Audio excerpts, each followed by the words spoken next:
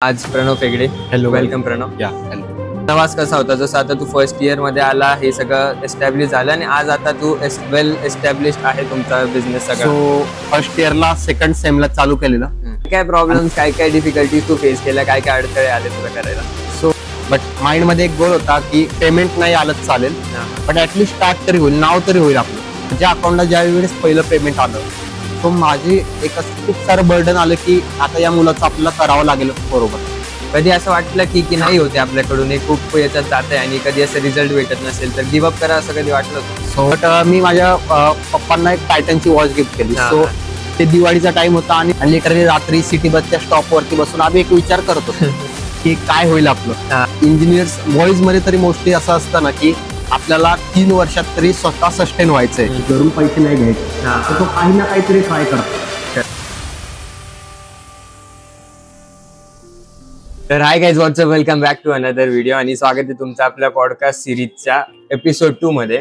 तर जसं तुम्हाला माहिती आहे की आता सध्या सगळीकडेच स्टार्टअपची वेळ चालू आहे, प्रत्येकाला ऑन्टरप्रिनर व्हायचं आहे. तर आज आपण घेऊन आलेलो एक अशाच स्टार्टअपची स्टोरी, म्हणजेच एनरोल इंजिनियर, आणि आपल्यासोबत आहे आज प्रणव फेगडे. Hello, welcome Pranav. या हॅलो. तर प्रणव, तुझ्याबद्दल एक थोडंसं इंट्रोडक्शन दे. या सो हॅलो एव्हरीवन, मी एक स्टुडंट, 3rd इयरचा स्टुडंट आहे VIIT कॉलेज म्हणून. आणि एक स्टार्टअपचा बूम सर्व स्टुडंट्स मध्ये ऑलरेडी आहे. बट आम्ही आणि माझी टीम, आम्ही सर्वांनी फर्स्ट इयर पासून एक स्टार्टअप केलेलं आहे एनरोल इंजिनियर. या पूर्ण पॉडकास्टमध्ये आम्ही तुम्हाला एक ब्रीफ आयडिया त्याच्याबद्दल देऊयात. Okay, so just as of now एक आम्ही स्टुडंट एंटरप्रेनर आहे. So this is idea. तर मी आणि प्रणव आम्ही जवळपास सोबतच शिकतो, आम्ही एका क्लबमध्ये पण आहेत आणि तो फर्स्ट इयर पासून त्याचा स्टार्टअप चालू आहे आणि त्याचा स्टार्टअप आता सध्या खूप चांगल्या ह्याच्यात चालू आहे आणि मला सुद्धा स्टार्टअप करायची खूप इच्छा असते. तर हेच इन्स्पिरेशन तुम्हाला सगळ्यांना पण भेटावं. तर प्रणव, ही स्टार्टअपची आयडिया कुठून सुरू झाली, कशी आयडिया आली आणि एनरोल इंजिनियरची सुरुवात कुठून झाली? सो जेव्हा मी 12वीला होतो, सो 12वीला असताना काय झालंय, मी संभाजीनगर मधून माझी 12वी कंप्लीट केली आणि तेव्हा मला एक गायडन्स तो नव्हता की मी 10th मध्ये असताना JEE क्लासेस जॉईन केले, बट मला तो गायडन्स नव्हता की मी प्रॉपर काय करावं. त्याच्यामुळं जेव्हा मी 12वीत होतो, आम्ही सर्व फ्रेंड्सचा ग्रुप होतो आणि माझी 12वी कंप्लीट झाली. माझे जे काही CETचे पर्सेंटाईल आले त्याच्यावरती मला खूप डिफिकल्ट गेले की कॉलेज शोधायला. आणि मी खूप फिरलो, पुणे फिरलोय, संभाजीनगर खूप फिरलो. बट त्यावेळेस माझे पप्पा एक गव्हर्नमेंट सर्वंट आहेत, त्याच्यामुळं मी एक काउन्सिलिंग जॉईन केलेली होती. त्याच्यामुळे मला एक आयडिया मिळेल. बट ज्या वेळेस माझे बाकीचे मित्र तिथे बसलेले होते त्यांना आयडिया नव्हती. आता माझा एक फ्रेंड आहे की त्याला सेम पर्सेंटाईल आहे आणि तो सिंहगड कॉलेजला शिकतोय. सो तो एक डिफरन्स मला जाणवला. त्याच्यानंतर मी VIIT जॉईन केले. VIIT जॉईन केल्यानंतर मी 6 महिने ऑन ग्राउंड बघितलं. जे पुढचे 6 महिने होते ऑन ग्राउंड 12thच्या मुलांची कंडिशन बघितली आणि जानेवारी 2024ला एनरोल इंजिनियरची सुरुवात झाली. बेसिकली 3 जानेवारी 2024 माझा बर्थडे आणि त्याच दिवशी एनरोल इंजिनियर चालू झालं. त्याच्यानंतर ग्रॅज्युअली आम्ही एक वाढत गेलो आणि माझी टीम, माझे रूममेट्सच झाले. त्यानंतर मार्च 2024ला आम्ही एनरोल इंजिनियरची ऑफिशियली सुरुवात केली. आता एनरोल इंजिनियर नेमकं म्हणजे काम काय करतं, एक ब्रीफ डिटेल दे आपल्या ऑडियन्सला की तो स्टार्टअप काय? सो एनरोल इंजिनियर हे सर्वांना वाटतं की फक्त ऍडमिशन काउन्सिलिंग आहे, बट मार्केटमध्ये ऑलरेडी खूप सारे ऍडमिशन काउन्सिलर्स आहेत की जे फक्त काउन्सिलिंग करतात आणि सोडून देतात. सो एनरोल इंजिनियर हे एक असं आहे ऑर्गनायझेशन की तिथं फक्त तुम्हाला काउन्सिलिंग नाही तर एक्झाम प्रिपरेशन, जे मी खूप लॅक केलं की एक्झाम प्रिपरेशनचा गायडन्स, बोर्ड गायडन्स ते देऊन सुद्धा त्यानंतर मग तुम्हाला काउन्सिलिंग करेल. काउन्सिलिंग पण फक्त नॉर्मल नाही, तर आमचे कनेक्शन जे इंडस्ट्रीमध्ये आहेत त्यांना इन्व्हाइट करून कोणती ब्रांच चूज करायची, कोणती नाही करायची, त्याचे कॉलेजच्या फॅकल्टीजला इन्व्हाइट करून आम्ही गाईड करतो. फक्त काउन्सिलिंग पर्यंतच नाही तर रिसेंटली आमची जी बॅच आता पासआउट झाली त्यांना आम्ही वेळोवेळी स्वतः पर्सनली जाऊन भेटतो आणि त्यानंतर फर्स्ट इयरला कसं ग्रो अप करायचं की कॉलेजला काय कसं स्टँड आउट करायचं. आणि जे काही स्टुडंट्स असतील त्यांना जर एंटरप्रेन्योरशिप मध्ये जायचं असेल, जसं तू मेन्शन केलं की मला पण खूप इंटरेस्ट आहे स्टार्टअप, तो असे काही स्टुडंट असतील तर त्यांना सुद्धा आम्ही गाईड करतो. आणि असंच आम्ही एक VIT मध्ये सुद्धा एक 2nd इयरच्या मुलाचं स्टार्टअप चालू झालेलं आहे आणि त्याची ऍडमिशन काउन्सिलिंग सुद्धा आम्हीच केलेली होती. म्हणजे VIT आणि बरेच पुण्याचे जे कॉलेजेस आहेत त्यामध्ये प्रणवनी चांगल्या COEP सारख्या कॉलेजेसला सुद्धा ऍडमिशन करून दिलेत आणि फक्त ऍडमिशनच नाही तर याच्यानंतर सुद्धा ते सपोर्ट द्यायचं काम करतात की पुढे करिअर गायडन्स वगैरे कसं करतं. आणि प्रणव स्वतः जाऊन लेक्चर्स वगैरे घेतो, त्याचं आपण बघितलेलंच आहे, त्याचं स्वतःचं सुद्धा इंस्टाग्रामवरती पेज आहे ज्यावर तो टाकत असतो सगळं. तर हा पूर्ण प्रवास कसा होता, जसं आता तू फर्स्ट इयर मध्ये आला, हे सगळं एस्टॅब्लिश झालं आणि आज आता तू वेल एस्टॅब्लिश आहे तुमचा बिझनेस सगळा. सो फर्स्ट इयरला सेकंड सेमला चालू केलेलं हम्म. आणि सेकंड सेम खूप डिफिकल्ट होतं, पण मी मॅनेजमेंट जे शिकलो ते आमच्या कॉलेज पेज गंधर्व मध्ये होतो. Okay. फर्स्ट इयरला मला एक आमचे सिनियर्स होते दोन, श्रीधर खोबे आणि यतिक पाटील, त्यांनी खूप हेल्प केली. मी डॉक्युमेंटेशन सेक्रेटरी फर्स्ट इयरला होतो, सेक्रेटरी. सो त्याच्यामधून मला डॉक्युमेंटेशन मॅनेजमेंट हे खूप काही शिकायला मिळालं. फर्स्ट इयरला आतमध्ये अशी फिलिंग होती की होईल की नाही, बट माइंड मध्ये एक गोल होता की पेमेंट नाही आलं चालेल, पण ऍटलीस्ट स्टार्ट तरी होईल, नाव तरी होईल आपलं. आणि स्टार्ट केलं. एक आमचे कोलॅबरेटर्स आहेत, मी सिटीज मेन्शन नाही करत, बट त्यांच्यासोबत कोलॅब केलं ऑनलाईन मध्ये. ऑनलाईन एक सेशन्स अरेंज केले. पहिले तर VIIT चे काही स्टुडंटनी सपोर्ट केला सेशनसाठी. नंतर आम्ही सेशन्स कंटिन्यू करत गेलो हळूहळू आणि फर्स्ट इयरलाच आम्ही एक चांगलं इस्टॅब्लिश झालेलो होतो. त्याच्यानंतर मग तेव्हापर्यंत खूप बरोबर चालू होतं, ऑनलाईन होतं, आम्ही ऑफिसवरून ऑपरेट करत होतो, कुठं जायची गरज नाही. बट सेकंड इयर जेव्हा आम्ही ऑपरेशन मध्ये आलो तेव्हा खूप मेन की आम्हाला ऑफलाईन स्विच करायचं होतं. तेव्हा कॉम्पिटिटर्स वेगवेगळे होते, सो ते खूप जर्नी डिफिकल्ट होती ऑफलाईन मार्केटमध्ये, बट खूप क्लासेसने सपोर्ट केला आणि माझी टीम सगळ्यात मेन होतो. ओके. आणि सर्वात मेन जे असतं तर यामध्ये टीमचा सपोर्ट असतो. जी काही टीम असते ती एस्टॅब्लिश पाहिजे. सो तुझ्या टीम मेंबर्सचा तुला कसा सपोर्ट मिळाला, कारण की हे एकट्याचं काम नसतं स्टार्टअप करणं. सो माझी टीम सगळ्यात मेन म्हणजे आम्ही मोस्टली रूममेट्स आहोत आणि त्यानंतर कॉलेज स्टुडंट असल्यामुळं आणि सेम सिच्युएशन फेस केल्यामुळं त्यांना एक आयडिया होती. आता असं होतं की सगळे काम टीम मध्ये पण होत नाही. ग्रॅज्युअली फर्स्ट इयरला आमचे सगळे काम टीम मध्ये झाले, पण बॅक एंडला सपोर्ट आमच्या मित्रांनी पण केला की काही जर त्यांना ऑर्गनाईज करायचं असेल, काही सेशन घ्यायचं असेल तर कसं होतं. फर्स्ट सेशन होतं, मला अजून पण आठवतं की काउंट येत नाही सेशनला.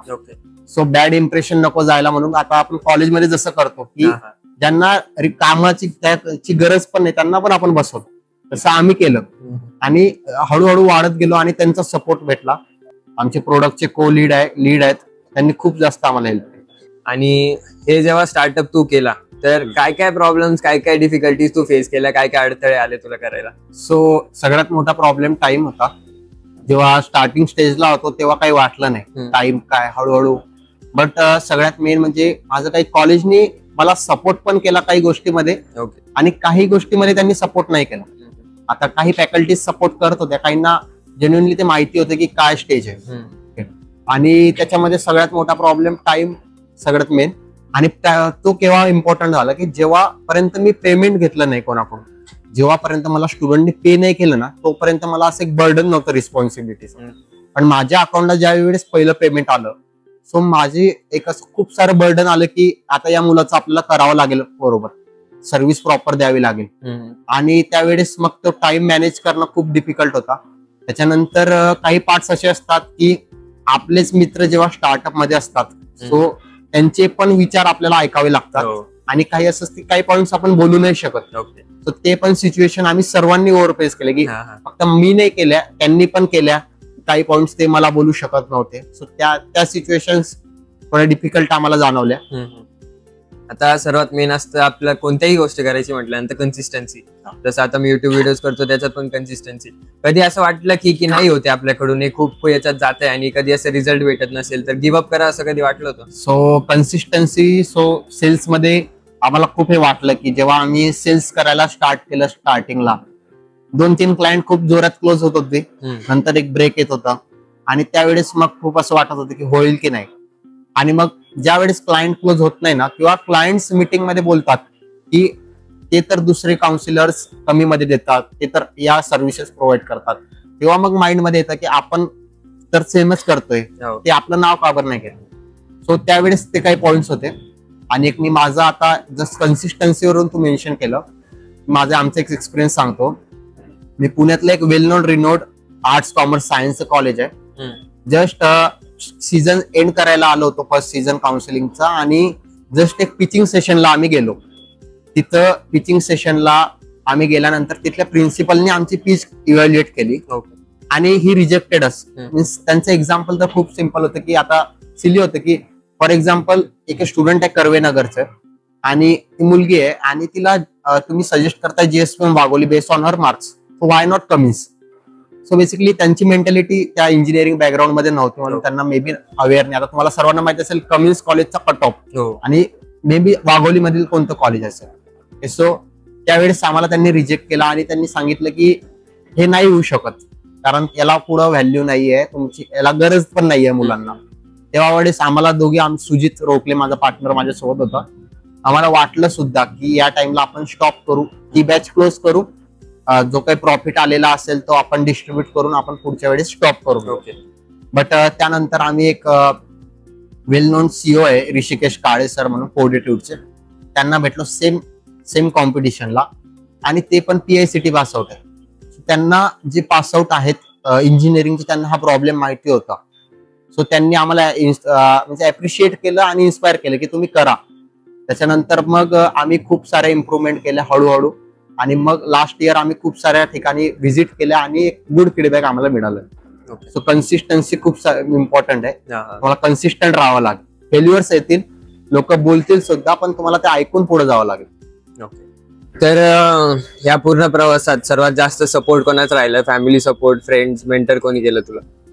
फॅमिली सपोर्ट आणि फ्रेंड्स यांनी मला एक्झिक्युशनला हेल्प केली. फॅमिली तर सपोर्टला होती भाग की सगळ्यात मोठा सपोर्ट फॅमिलीचा लागतो की मीच कर, तू काहीतरी कर याच्यामुळं. सो मला फॅमिलीनी सपोर्ट केला, सर्वांच्या फॅमिलीने केला इनफॅक्ट. आणि त्यानंतर नेक्स्ट सपोर्ट जो झाला आम्हाला तो झाला फ्रेंड्स कडून. म्हणजे असं होतं की आम्हाला एवढी आयडिया नव्हती, पण मग आम्ही काय करतो फ्रेंड्स कडून इनपुट घेत होतो आणि मग हळूहळू एक एक गोष्ट एक्झिक्यूट करत होतो. सो फ्रेंडचा सुद्धा आम्हाला सपोर्ट मिळाला. त्याच्यानंतर इंडस्ट्रीजच्या लोकांसोबत, आता कसं असतं तुम्ही मी सर्वांना सांगेल की ज्यांना नवीन स्टार्ट काही करायचं सो तुम्ही जर 10 गोष्टी करत असाल ना तर तुम्हाला त्या 10 गोष्टी शो करायला खूप इम्पॉर्टंट आहे. नाहीतर काय होतं आपण काही करतो आणि ते शोच नाही करत. त्याच्यामध्ये आम्हाला कॉलेजचा पण खूप सपोर्ट झाला. कॉलेजच्या फॅकल्टीजने वेळोवेळी काही कॉन्फरन्सेस दिल्या की तिथे आम्ही अटेंड केला आणि खूप काही नवीन शिकलो की इंडस्ट्रीमध्ये काय होतंय आणि ते आपण काय इम्प्लिमेंट करायला पाहिजे. सो या सर्वांचा आम्हाला मला सपोर्ट झाला. आणि जेव्हा तू तुझ्या घरी सांगितलं की असं स्टार्टअप आहे, तू सुरुवातीला काम वगैरे केलं असेल आणि त्यानंतर जेव्हा पहिलं इन्कम आलं आणि घरी सांगितलं असेल की हे माझं पहिलं इन्कम, तेव्हा रिॲक्शन कशी होती फॅमिलीची? सो स्टार्टिंगला जेव्हा मी विचारलं, म्हणजे बाकीचं कसं आहे काही मुलांचं आता पण असं आहे की जेव्हा ते विचारतात ना घरी की मला स्टार्टअप करायचंय, सो काही मेंटॅलिटी अशी आहे की तू पहिले अभ्यास कर आणि नंतर ते बघू. बट मी जेव्हा सांगितलं की मला एक काउन्सिलिंगचं स्टार्टअप करायचं, तर माझे घरच्यांचं रिएक्शन असं होतं की तू खरंच कर. कारण माझी जेव्हा ऍडमिशन होती लिटरली मी खूप म्हणजे पे करून सुद्धा, काउन्सिलर्सला पे करून सुद्धा रात्री माझा काही सिच्युएशन तुला माहिती असतील राऊंडच्या टाइमला किंवा डॉक्युमेंट सबमिशनच्या टाइमला काही सिच्युएशन अशा होतात ना की तिथं ते आन्सरच करत नव्हते आणि माझ्यापेक्षा जास्त पॅनिक माझे पॅरेंट्स होत होते. तेव्हा त्यांना वाटत होतं की कोणीतरी असावं की त्यांनी आपल्या मुलाला गाईड करावं किंवा आपल्या मोस्टली काय असतं मुलांपेक्षा पॅरेंट्स खूप चिंतित असतात. तेव्हा मला अप्रुव्हल साठी तरी पॅरेंट्सचा काही प्रॉब्लेम झाला. आणि जेव्हा आमचं फर्स्ट इयर आम्ही 5 पार्टनर्स काम करतो.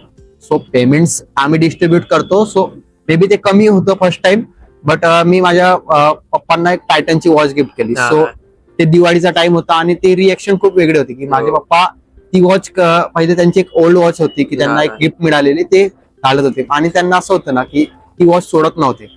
बट इव्हेंच्युअली सर्व म्हणत होते की ती वॉच घालणार नाही, बट त्यांचे खूप चांगलं रिएक्शन होतं आणि ते वॉच आता ते रोज घालताय.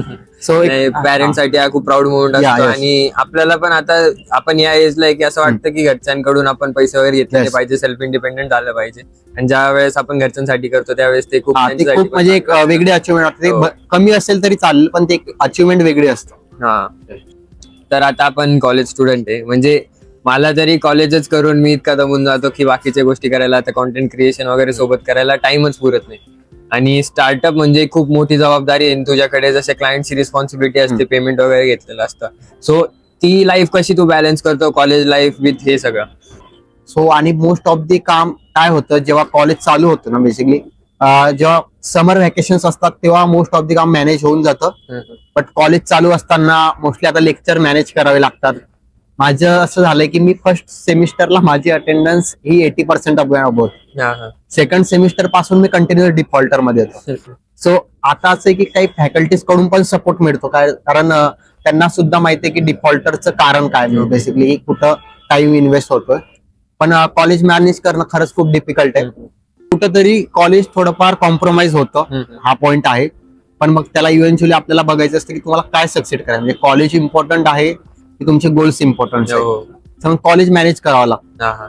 दिवसभराचं तुझं म्हणजे आता जेव्हा एकदम बिझी पिरियड चालू असतो, जेव्हा आता काउन्सिलिंगचं एकदम पीक पिरियड चालू आहे, तेव्हा तुझं शेड्यूल कसं असतं? जर समजा आता कॉलेजला आपले बरेच एक्झाम्स वगैरे चालू असतात, प्लस आपण क्लबचा तो प्रेसिडेंट सुद्धा आहे आमच्या, आम्ही I2IC मध्ये सोबत काम करतो. सो एवढं सगळं वर्कलोड तू मॅनेज कसं करतो आणि तुझं डेली रुटीन काय असतं त्यावेळेस? सो कॉलेजला तर सध्या बघ, मॉर्निंगला जेव्हा कॉलेज असतं ते नॉर्मली कॉलेजला जातो. बट कॉलेजला जाण्याच्या आधी जेव्हा आमच्याकडे काही एम्प्लॉईज कामाला होतं, म्हणजे जसं की आता सोशल मीडियासाठी आम्ही VIT मधून वेदांत आहे, तो आमच्यासाठी काम करतो. डेव्हलपर म्हणून एक प्रथमेश आहेत. सो मॉर्निंगला एक आमचं म्हणजे व्हॉट्सअप ग्रुपमध्येच कम्युनिकेशन चालत होतं की आज काय करायचंय, आज काय नाही करायचं. त्याच्यानंतर मी कॉलेजला जात होतो आणि काही सिच्युएशन अशा पण झाल्या, मी चालू लेक्चर्सला होतो, मी स्टुडंटचे कॉल उचलले की त्यांना गाईड करण्यासाठी, फक्त गाईड करण्यासाठी की त्यांचं की काय करू दादा आता, फॉर्म कसा भरायचा. चालू लेक्चर मध्ये कॉल उचलले. एक सिच्युएशन अशी पण होती, आमचे जे सेल्स अँड मार्केटिंगचं बघत होते प्रोडक्टचं, की अभिषेक. सो त्यांनी जस्ट कॉल केला की प्रणव मी क्लायंट क्लोज केला. आणि त्या सिंगल डे मध्ये ते खूप पीक होतं की त्या दिवशी आम्ही 10 क्लायंट क्लोज केले. सो लिटरली माझं त्यावेळेस हे जावा प्रोग्रामिंगचं लेक्चर होतं. मी सरांना सांगून काय वेगळं रिझन दिला आणि बाहेर आलो आणि कॅन्टीनला जाऊन आम्ही एन्जॉय केला. सो एक पॉइंट असे पण येतात की त्यावेळेस तुम्हाला मॅनेज करावं लागतो. पण पीक डे मध्ये असं होतं की कॉलेज स्किप करून पूर्ण डे त्याच्यावरती जावं लागतं. But at the end of the day काय काम झालंय ते इव्हॅल्युएट करावं लागतं. काही जसं आता जसं तू मेन्शन केलं की मी I2IC चा प्रेसिडेंट सुद्धा आहे. सो सेकंड इयरला जेव्हा होतो ना, मी कॉर्पोरेट रिलेशनला होतो. सो काही हॅकेथॉन्स आणि ते पण मी मॅनेज केलं तिथं, तेव्हा माझ्या टीम्सनी हेल्प केली. जेव्हा ते कॉलेजला जातात तेव्हा मी काम करतो. सो आम्ही शिफ्ट वाईज काम करतो. सो त्याच्यामुळे एवढा लोड आम्हाला येत नाही. तुमची टीम एकत्र असल्यामुळे एकाच ठिकाणी तुमचं जसं आणि हा खूप मोठा इम्पॉर्टंट पॉइंट आहे की आमची मेजॉरिटी ऑफ द टीम्स ही एका ठिकाणी आहे. म्हणजे आम्ही व्हर्च्युअली कनेक्टेड नाही किंवा जसं बाकीच्यांचं असतं की 9 to 5 ऑफिसला टीम सोबत राहतं आणि 5 नंतर. तर आम्ही सर्वांना सांगतो की आम्ही 24/7 सोबत आहे. सो कुठंच आम्ही जात नाही. त्याच्यामुळं रात्री 2 वाजता पण काही काम आलं तर आम्ही ते ऑन द स्पॉट करू शकतो. आणि तुमचं एन्व्हायरमेंट पण तसं पूर्ण तसंच असेल ऑफिस सारखं की कधी काम. आमचं कसं आहे की आम्ही पूर्ण रूममेटच ते बिझनेस मध्ये आहे. त्याच्यामुळं आमचं फ्लॅट मध्ये असं आहे ना की जेव्हा आम्ही फक्त जेवढे मेंबर्स असतो ना, ते एक रूम नसतं, ते आमचं बोर्ड रूम टाईप असतं. स्टार्टअप केला तसं तुझ्या सगळ्या पर्सनॅलिटी मध्ये काय बदल आला? कारण की नवीन नवीन गोष्टी शिकायला भेटतात. काय काय नवीन शिकलास? काय काय काही करायला पाहिजे, काय नाही करायला पाहिजे? काय तुला अनुभव मिळाला या सगळ्या स्टार्टअपच्या जर्नीमध्ये? सो जे कोणी माझे मित्र होते ना, 12th ला मी नारायणामधून माझी 12th कम्प्लीट केली आणि त्यावेळेस त्यांनी मला जे सोबत दिले ना, सोबत होते, त्यांना माहिती की मी कोणत्या सिच्युएशन मधून गेलेलो आहे किंवा माझ्या फॅमिलीजला माहिती आहे की मी असं एक स्टुडंट होतो ना की मला 11th ला JEE मध्ये करायचं होतं, इंटरेस्ट होता. बट मला असं होतं की महाराष्ट्र मला सोडायचं नाहीये. मला माहिती होतं CET करायचं, बट फॅमिली प्रेशर्स किंवा जे सराउंडिंग असतं त्याच्यामुळे मी JEE चे क्लास जॉईन केले आणि ते मला करायचं होतं, बट माझा इंटरेस्ट त्याच्यामध्ये नव्हता. सो 12th मध्ये बेसिकली मी असं होतं ना, खूप लो कॉन्फिडन्स मुलगा होतो की मला करायचं नाही. मी जात होतो क्लासला, घरच्यांना पण सांगितलं होतं, पण घरच्यांनी सांगितलं की क्लास कर, जेवढं होतील तेवढं कर. पण कॉन्फिडन्स येत नव्हता की आपल्याला करायचंय, मनामधून जी इच्छा असते की करायचंय ते होत नव्हतं. पण मग माझे खूप मित्रांनी मला डाऊट केला की तू असा का आहे, का नाही करत. सो तेव्हा माझ्या मनात होतं की यांना काहीतरी करून दाखवायचं. सो आता जे पण काही व्हिडिओ बघतील ना, माझा 12th ज्यांना एक्सपिरियन्स आहेत की कसा होतो त्यांना ही माहिती आहे. त्याच्यानंतर माझे 2 मित्र होते. माझा एक रूममेट हर्षवर्धन मापारी आणि त्यानंतर एक महेश पाटील, तो नाशिकला आता PVG ला. त्या दोघांना माझी स्टोरी फ्रॉम स्क्रॅच माहित होती, स्क्रॅच. महेश आणि मी लिटरली दिवसभर काही आम्हाला होत नव्हतं, इंटरेस्ट येत नव्हता, आजारी राहत होतो आणि लिटरली रात्री सिटी बसच्या स्टॉप वरती बसून आम्ही एक विचार करत होतो की काय होईल आपलं. आणि तेव्हा महेशला माहित होतं की आपण काहीतरी करू. त्याचं एक होतं तो एक माझ्यासाठी मोटिवेशन सारखा पण होता. माझा रूममेट आता IIT खरगपूरला आहे. अरे, सो तुम्ही आता एक विचार करा की त्या ज्या रूम मध्ये तो किती अभ्यास करत असेल आणि माझ्याच्याने होत नव्हता. सो महेश आणि माझं होतं की आपण काहीतरी करू, आणि ते आम्ही अजून पण म्हणजे जेव्हा बोलतो ना ते मोटिवेशन, जेव्हा मला लो फील होतं त्याला कॉल करायचं. हा, सो त्या लोकांना माहितीये की मी खूप काही चेंजेस केले, की जसं कॉन्फिडन्स खूप इम्पॉर्टंट आहे. एक पॉइंट असा आहे की मुलांना वाटतं की आमचा एक फ्रेंडचा ग्रुप आहे, सो त्याच्यामध्ये पण खूप साऱ्या व्हेरायटीचे मुलं असतात. हो, ते तुम्हाला आयडेंटिफाय करता आले हा, पाहिजे हा, की हा. कोण तुमच्या सोबत आहे. आता जसं की खूप सारे मुलांना तुमचं सक्सेस चांगलं पण वाटतं, साऱ्यांना ते बरोबर, चांगलं पण बरोबर. वाटत नाही. आणि त्याच्या पुढं मी फर्स्ट इयरला आलो तेव्हा एक खूप सिम्पल होतो. मी गंधर्व जॉईन केलं, मजाक मध्ये जॉईन केलं. हा, हा. की त्यावेळेस प्रसाद घेराडे कल्चरल सेक्रेटरी होता आणि ओळखीचा असल्यामुळे जॉईन केलं. बट नंतर मग जेव्हा समजलं की जेव्हा तुम्ही काम करतात ना, माझा इंटरेस्ट होता त्या कामामध्ये, हो. डॉक्युमेंटेशन, जेव्हा वेळेस समजतं ना की आपण काम करतोय आणि इंटरेस्ट आहे, त्याचं व्हॅल्यू आपल्याला मिळतं. आणि मला फर्स्ट इयरला जसं रेकॉग्नायझेशन मिळालं ना माझ्या हा. कामाचं, मग हळू माझं स्टार्टअप करण्याचा प्लॅन झाला. आणि मग त्यामुळं सर्वात मेन म्हणजे हेच असतं की इंटरेस्ट असायला पाहिजे. आपण जे काम करतोय इंटरेस्ट खूप तसं. महत्वाचा आहे.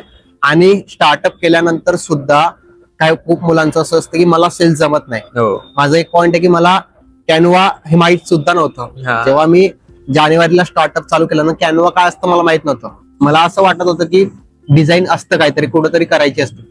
पण मार्च मध्ये जेव्हा ऑफिशियली लॉन्च केलं, डिझाईनचं काम पडायला लागलं. हम्म, हम्म. कोणाला रिक्वेस्ट करायची, तर आम्ही स्वतः शिकलो. हा, हा. पहिले टेम्पलेट यूज केलं.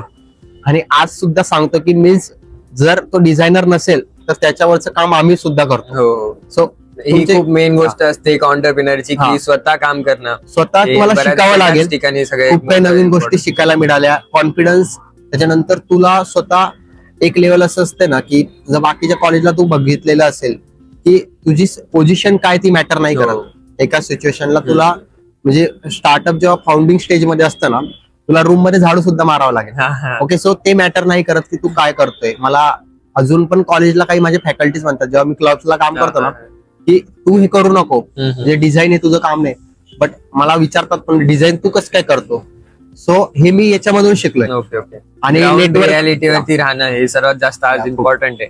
आणि नेटवर्किंग खूप शिकलो. हो, वेगवेगळ्या कॉलेजेसला व्हिजिट केलं, वेगवेगळ्या क्लासेसला व्हिजिट केलं. आणि जेव्हा मी पिचिंग सेशन्स अटेंड केले, वेगवेगळ्या इंडस्ट्री पार्टनर्स सोबत खूप सारं नेटवर्क केलं. म्हणजे नेटवर्क ही खरंच नेटवर्क आहे. आणि हे खूप काही मी हो. यामधून शिकलो. आणि आजच्या काळात म्हणजे कॉन्फिडन्स हे मला तरी वाटतं की खूप जास्त इम्पॉर्टंट आहे. कारण हा. की जितकं लोकांची आपण कनेक्टेड राहू तितकं आपल्या पर्सनॅलिटी ग्रोथ व्हायला Yes. पण हे होईल. जसं मी कॉन्टेंट क्रिएशन चालू केलं तसं मी सुद्धा लोकांची जास्त कनेक्टेड व्हायला लागलो आणि ते हेल्प करतं आपल्या सगळ्यांनाच. येस. आणि जसं तू बोलला की आता इंजिनिअरिंग स्टुडंट्सच असं मला वाटतं की त्यांच्या डोक्यात असं सतत काही ना काही चालू असतं. आमच्या सुद्धा रूम वरती रात्री अशा सगळ्यांचे बसून चर्चासत्र चालू असतं की आपण हे करायला पाहिजे, आपण ते करायला पाहिजे. प्रत्येक इंजिनियर रिलेट करू शकतो की बिझनेस वगैरे कसा केला पाहिजे.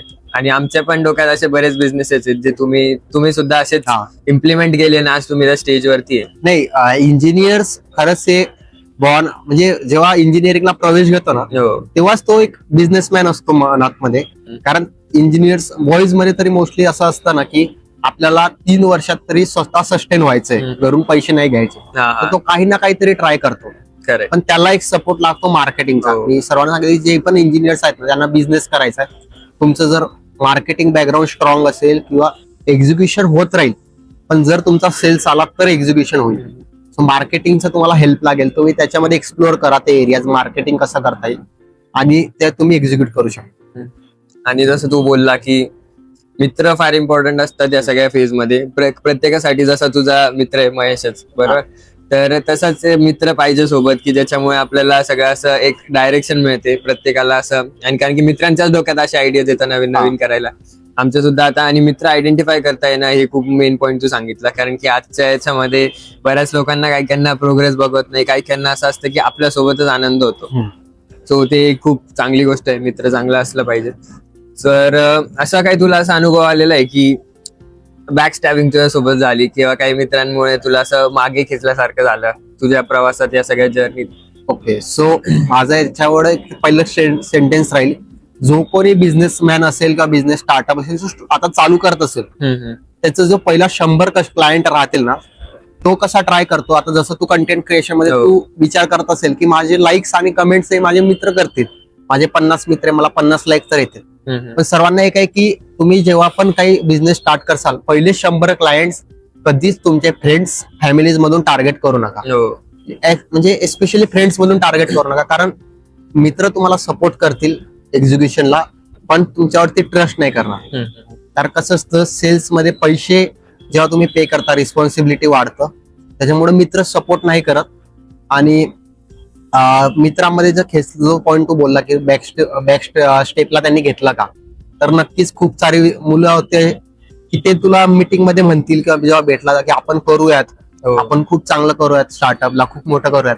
आणि बॅक एंडला ते जाऊन काय विचार करतात की अरे ते तर नवीन आहे, त्याला कसं काय सपोर्ट करायचा, त्याची फीस खूप हाय आहे. सो खूप असे एक्सपिरियन्स आले आणि ते कानावर पण येतात. हा, हा. पण एक तुम्हाला असं असतं की त्याच्यामध्ये तुम्हाला एक संयम ठेवायचा असतो की हो. आता जाऊ द्या, आपण काही बोलू नाही शकत, यांना काहीतरी करून दाखवू. बऱ्याच गोष्टी शिकायला पण मिळतात, लोक पण समजतात की कसं तेच. राहायला पाहिजे. आम्ही म्हणजे जेव्हा आम्ही होतो ना, की म्हणजे ज्या वेळेस चालू झालं की फर्स्ट इयरला आमचा जो मित्र होते ना, की ते काहीतरी होते की यांनी फ्री मध्ये काउन्सिलिंग करतील, हो. रेव्हेन्यू जनरेट नाही करणार. आणि त्यावेळेस आमचा रेव्हेन्यू एवढा होता ना की त्यांची कॉलेजची फी आम्ही भरू शकतो. जो आम्हाला बोललेला ना, त्याच्या कॉलेजची फी आम्ही अफोर्ड करू शकतो. हा. सो तेवढा आमचा रेव्हेन्यू होता. सो त्यावेळेस असं होतं की आम्ही सोडून दिलं, विचार नाही केले. अजून सुद्धा असं आहे ना की जे तुला सोबत असतील तेच बॅकएंडला जाऊन तुझं बद्दल काही बोलतील. हा, हा. सो तुमच्या सेक्टरमध्ये पण हे होतं कंटेंट क्रिएशन मध्ये, की ते हो. चांगलं कंटेंट म्हणतात आणि मागे जाऊन म्हणतात की हे कंटेंट काही चांगलं नाही, हे डेलीच असं येतं. सो ते होतं, खूप सारे असतात. चांगलं वाईट सगळंच ऐकायला लागतं, Yeah. पण आपण जे करतो ते आपण केलं पाहिजे असं मला तरी वाटतं. Yeah. आणि मी सगळ्यांना सांगतो की जी तुमची इच्छा आहे, जी तुमचं आवड आहे, त्याकडे तुम्ही लोकांचं न ऐकता किंवा जे तुम्हाला सपोर्ट करतात त्यांच्यासोबत राहून तुम्ही ते केलं पाहिजे. कारण की आता सध्या इंटरेस्ट वरती सगळ्या गोष्टी डेव्हलप होतात. आणि इंजिनियर्स आता बरेच जण आहेत, जसं जॉबला पण आता खूप मार्केट स्लॅक चालू आहे, प्रत्येकाला काही ना काही. सो स्टार्टअप साठी पण मदत होते, बाकीच्यांसाठी पण मदत होते. जसं आता तू हा स्टार्टअप केला आणि आपली बरीचशी ऑडियन्स स्टार्टअप क्रिएट करण्यात, मी सुद्धा स्टार्टअप बनवण्यात किंवा आता एक स्टार्टअप स्टार्ट करण्यात खूप इंटरेस्टेड असतो. तर स्टार्टअप असं सुरुवात करायची प्रोसेस काय असते, त्याची माहिती कुठून होते, आणि अशा काय गोष्टी आहेत ज्या स्टार्टअप केल्यानंतर तू चुका केल्यात आणि त्या असं तुला वाटतं की एखाद्याने करायला नको होतं स्टार्टिंग फेजला? सो पहिले जे पण आधी एक प्रोसेस सांग की स्टार्टअप नेमका कसा होतो, काय बेसिक फेजेस असतात. स्टार्टअप तुम्हाला ज्याचं पण करायचं ना, पहिले मार्केट ग्रोथ बघा काय आहे. हो. ओके. आणि बिझनेस वेगळा आहे आणि स्टार्टअप वेगळं आहे, हे एवढं सर्व दोघांनी पॉईंट लक्षात ठेवा. म्हणजे हो. दोघी पॉईंट लक्षात आले पाहिजे. जर तुम्हाला फक्त प्रॉफिटसाठी किंवा पैशांसाठी करायचं असेल तर बिझनेस करा, म्हणजे थोडं करायचं आणि सोडून द्यायचं. आणि स्टार्टअप मध्ये जेव्हा पण जायचं असेल तुम्हाला मार्केट बघावं लागेल. आता खूप सारे, तू जर कॉलेजमध्ये बघितलं असेल की काउन्सिलर्स मुलं तयार होतात का, तर मग फर्स्ट इयरला आल्यानंतर माझे ज्युनियर माझे ओळखीचे आहे, तर मी हो. त्यांना काउन्सिलिंग करेल, पैसे कमवेल. पण त्याला काउन्सिलर्स नाही म्हणत. त्याला तर business. तुम्ही त्यावेळेस कसं आहे, तर तुला स्टार्टअप मध्ये जायचं असेल तर तुला रिसर्च करावं लागेल ओके. की माझे पुढचे 2 वर्षांनी माझे क्लायंट येतील का. जे 100,000 डेज चॅलेंज स्टार्टअप मध्ये चालतो 3 वर्षाचा. ओके. 3 वर्ष जर स्टार्टअप तुमचं सस्टेन झालं तर ते एक चांगलं पर्सेंटेज राहतं की ते चालू राहील. हो, हो. सो स्टार्टअप चालू मध्ये तुम्ही पहिले मार्केट ग्रोथ बघा की खरंच रेव्हेन्यू जनरेटिंग आहे का. दुसरा पॉईंट, सगळे जे म्हणतात की आम्हाला पैशांचं इम्पॉर्टन्स नाही, पण पैसा खूप मॅटर करतो स्टार्टअप मध्ये. ज्यावेळेस तुमच्याकडे पेमेंट नसतं किंवा तुमचे खर्च जेव्हा वाढतात, ओके. स्ट्रगल होतो. सो पेमेंट हे कसं येईल ते पण बघा. त्यानंतर थर्ड पॉइंट की तुमचं स्टार्टअप साठी तुम्ही कन्सल्टेशन करा. ओके. सो मी रिकमेंड करेल की जे ज्यांचे ऑलरेडी स्टार्टअप्स आहेत त्यांच्यासोबत Okay. तुम्ही कन्सल्ट करा. की मुलांचं असं असतं की आयडिया शेअर करायला मुलं घाबरतात, हो, हो. पण तुम्ही दुसऱ्यांसोबत करा. पण ते खूप इम्पॉर्टंट आहे, कारण आता मला जर कोणी कन्सल्ट केलं, माझ्या ज्या 2 गोष्टी चुकलेल्या आहेत ते मी पुढच्याच्या होऊ देणार नाही. हा, हा. आणि एक चांगला सीए जर तुमच्या नेटवर्क मध्ये असेल तर त्याला घ्या, पकडा.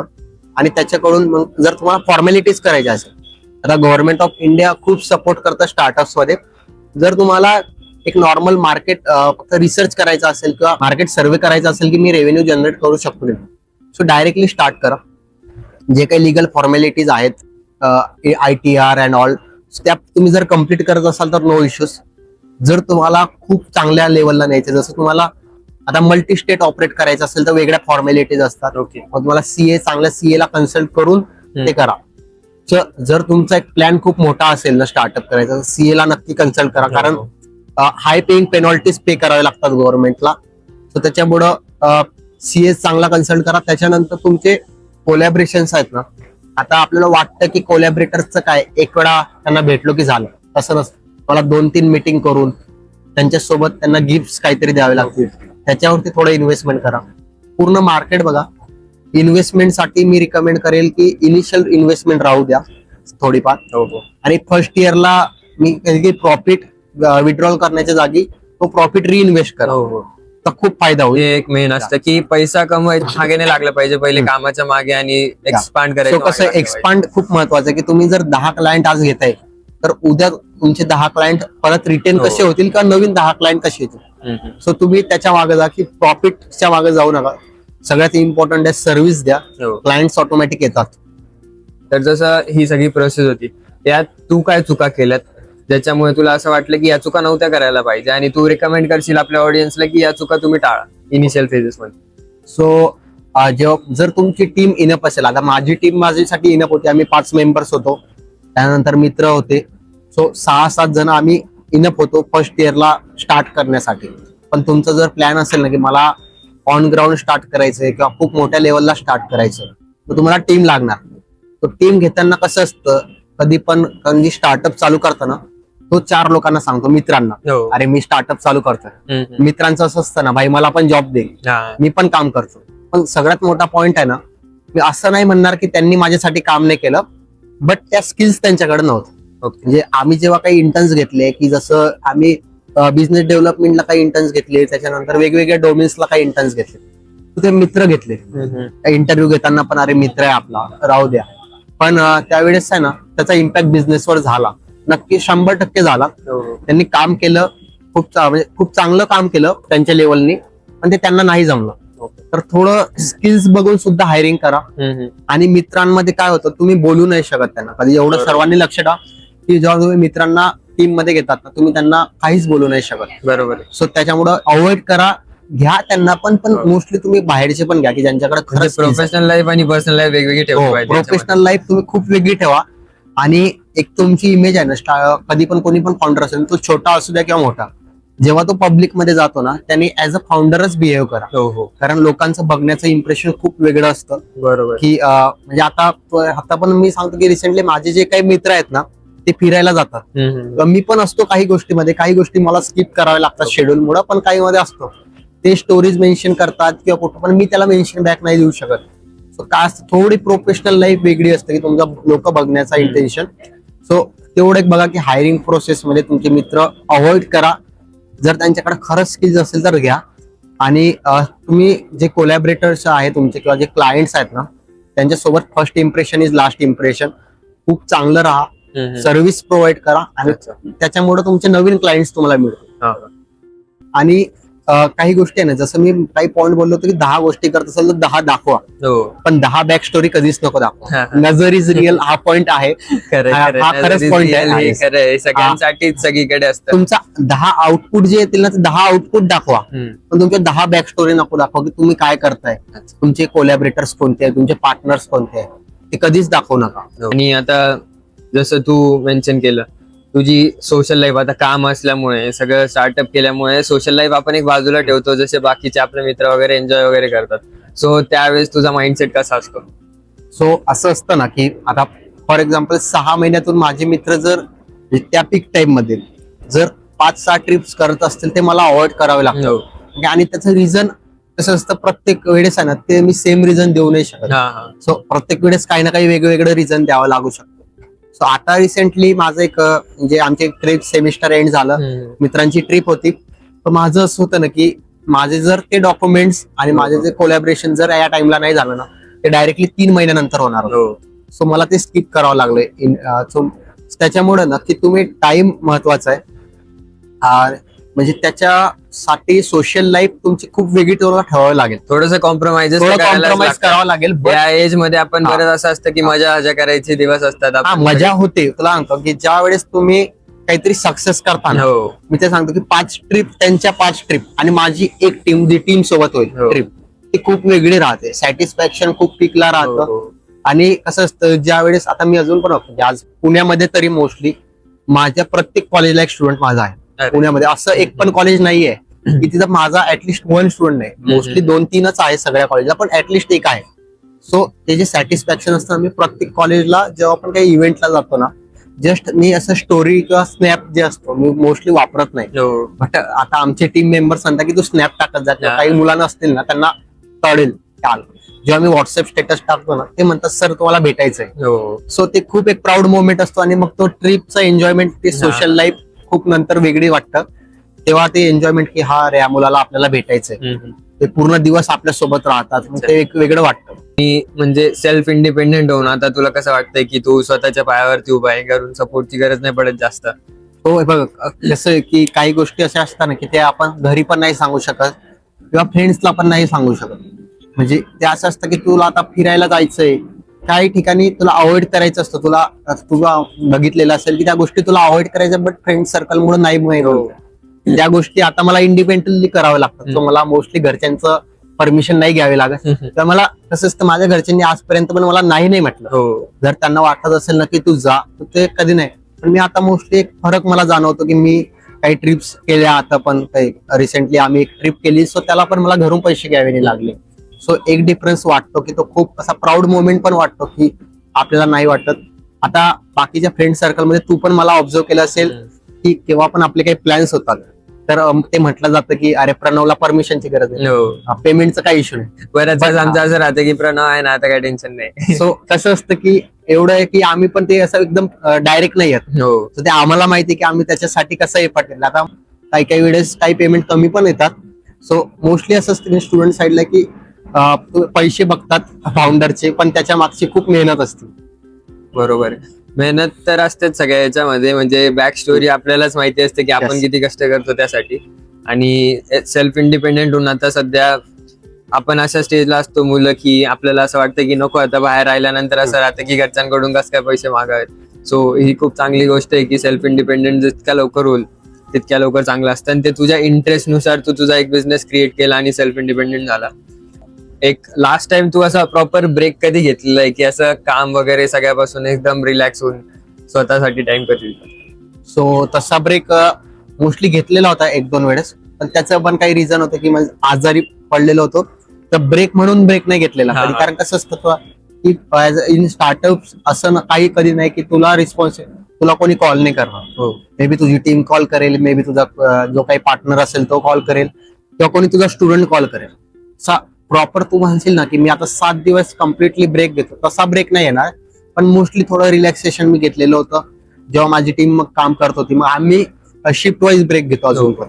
म्हणजे तू जर 4-5 दिवस बाहेर जात असेल तर मग नंतर मी 4-5 दिवस जातो. तर ते सगळे आमचे अंडरस्टँडिंग नेचर आहे, त्याच्यामुळे ते होतंय. पण मोस्टली स्टार्टअप्स मध्ये जर कोणाला पण स्टार्टअप करायचं असेल ना, एवढं लक्षात ठेवा की तुम्हाला ब्रेक घ्यायचा असेल ना तर स्टार्टअप करू नका. तुम्हाला ते डेली काम करावं लागेल. आता आपण इंजिनिअरिंग कॉलेजमध्ये जर मेजॉरिटी ऑफ द सेक्शन बघितले फुल स्टॅक डेव्हलपमेंट कडे जातं मोस्टली स्टुडंटचे स्किल्स.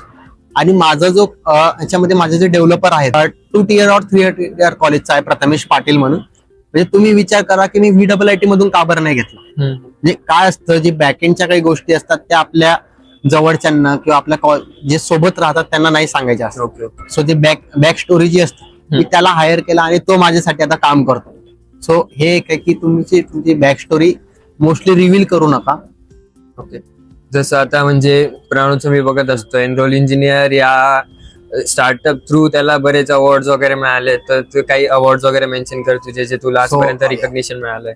सो रिसेंटली जेव्हा जे होतं ना की आम्हाला एक एक्सलन्स बुक ऑफ रेकॉर्ड आहेत, ते सोशली पॉइंट फाउंडेशन टाईप.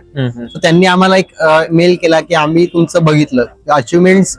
आपल्याला असं वाटतं की कंपनीचं पेज नाही बघितलं जात, पण ते बघतात.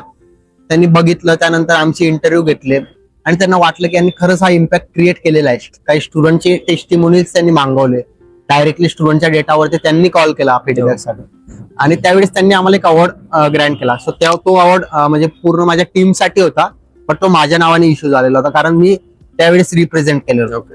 सो त्यानंतर कीस्टोन कॉलेजला आम्ही व्हिजिट केलं.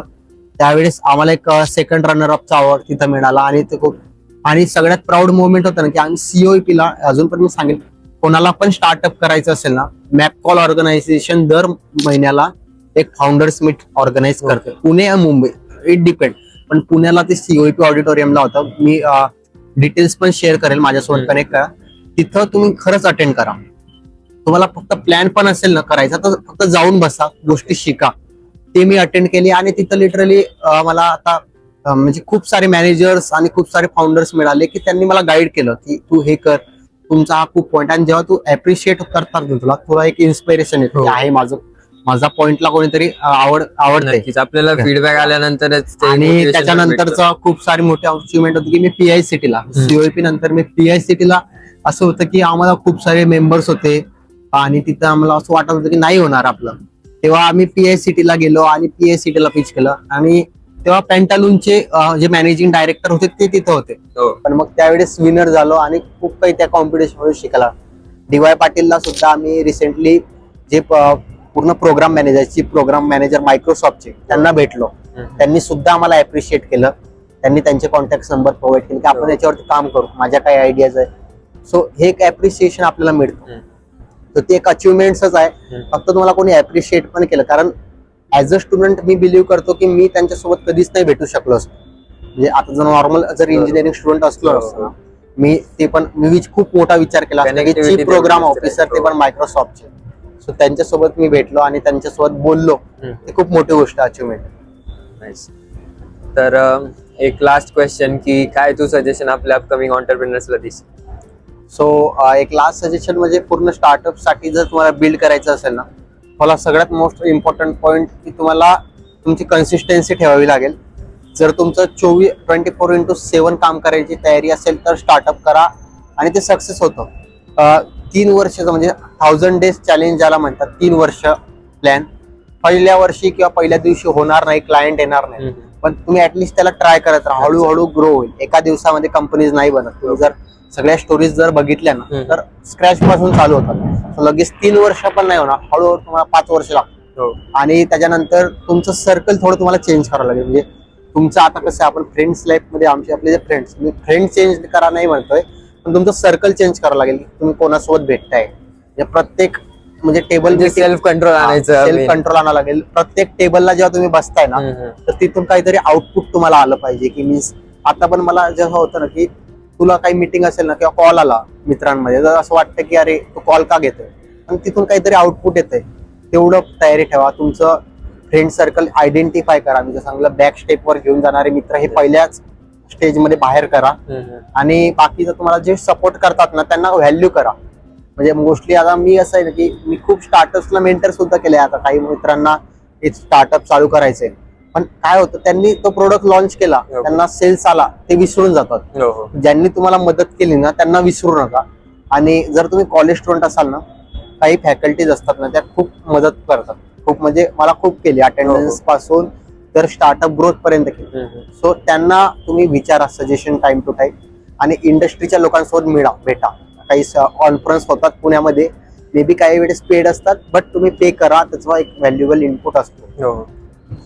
थँक्यू प्रणव, या पॉडकास्ट मध्ये जॉईन होण्यासाठी. ही सगळी इन्फॉर्मेशन खूप व्हॅल्युएबल ठरली असेल. स्टार्टअप कसा करायचा, काय करायचा, माझ्यासाठी देखील ही इन्फॉर्मेशन खूप हेल्पफुल होती.